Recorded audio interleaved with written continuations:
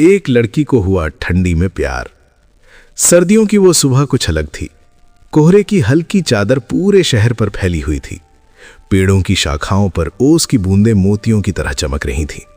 ठंडी हवा चेहरे को छूती तो ऐसा लगता मानो कोई पुरानी याद धीरे से पुकार रही हो।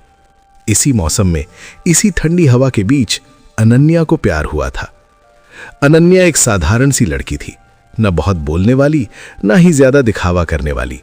उसकी दुनिया किताबों, चाय के कप और खामोशी से भरी थी। सर्दी उसे हमेशा पसंद थी, क्योंकि यह मौसम उसे अकेलेपन में भी सुकून देता था। लेकिन इस बार सर्दी कुछ और लेकर आई थी, प्यार। उस दिन अनन्या सुबह सुबह लाइब्रेरी जा रही थी। उसने ऊनी शॉल ओढ़ रखी थी और हाथों में दस्ताने थे। अचानक तेज ठंडी हवा चली और उसके हाथ से किताबें गिर पड़ी। वो झुकी रही थी कि किसी और के हाथ भी उन किताबों को उठाने लगे। ये लीजिए, एक धीमी और सुलझी हुई आवाज उसके कानों में पड़ी। अनन्या ने सिर उठाया। सामने एक लड़का खड़ा था, लंबा, सादा कपड़ों में, चेहरे पर हल्की सी मुस्कान। उसकी आंखों में अजीब सी शांति थी। थैंक यू, अनन्या ने हल्की आवाज में कहा। आप रोज यहां आती हैं? लड़के ने पूछा। हाँ, किताबें मेरी दुनिया है, अनन्या मुस्कुरा दी। अच्छा है, सर्दियों में किताबें और चाय सबसे अच्छे दोस्त होते हैं, लड़के ने कहा। उसे एक पल में अनन्या को लगा जैसे ठंडी हवा अचानक थोड़ी गर्म हो गई हो। उस दिन के बाद वे अक्सर मिलने लगे, कभी लाइब्रेरी में, कभी पार्क की बेंच पर। उसका नाम था आरव। आरव कम बोलता था, लेकिन जब बोलता तो हर बात दिल तक पहुंचती थी। उसे भी सर्दी पसंद थी।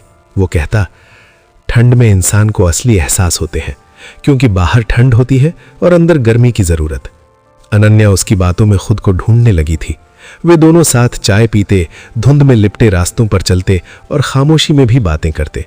ठंडी हवा उनके हाथों को ठंडा कर देती, लेकिन दिलों में कुछ और ही गर्म होने लगा था। अनन्या को खुद समझ नहीं आ रहा था कि ये क्या है। जब आरव सामने होता तो उसे ठंड कम लगती, जब वो देर से आता तो हवा और ज्यादा ठंडी लगती। एक दिन अनन्या ने अपनी डायरी में लिखा, शायद प्यार ऐसे ही होता है, बिना बताए, बिना पूछे ठंडी में दिल को गर्म कर देता है। उसे एहसास हो चुका था कि वो आरव के बिना अधूरी सी महसूस करने लगी है। एक शाम बहुत ज्यादा ठंड थी। कोहरा इतना घना था कि सामने कुछ दिख नहीं रहा था। आरव और अनन्या पार्क में बैठे थे। दोनों के हाथों में चाय थी, लेकिन ठंड फिर भी महसूस हो रही थी। अनन्या, आरव ने धीमे से कहा, क्या तुम्हें कभी किसी से बहुत अलग सा एहसास हुआ है? अनन्या चुप हो गई। उसकी उंगलियां कप को कसकर पकड़ने लगी। हाँ, वो बोली, ऐसा लगता है जैसे वो इंसान सर्दी में आग बन जाए। आरव मुस्कुरा दिया। मुझे भी, उसने कहा, और शायद वही प्यार होता है। उस पल अनन्या के दिल की धड़कन तेज हो गई।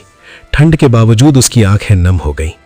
कुछ देर की खामोशी के बाद आरव बोला, अनन्या, मुझे नहीं पता भविष्य क्या है, लेकिन इतना जानता हूं कि इस ठंडी में अगर कोई मेरे दिल को गर्म रखता है तो वो तुम हो।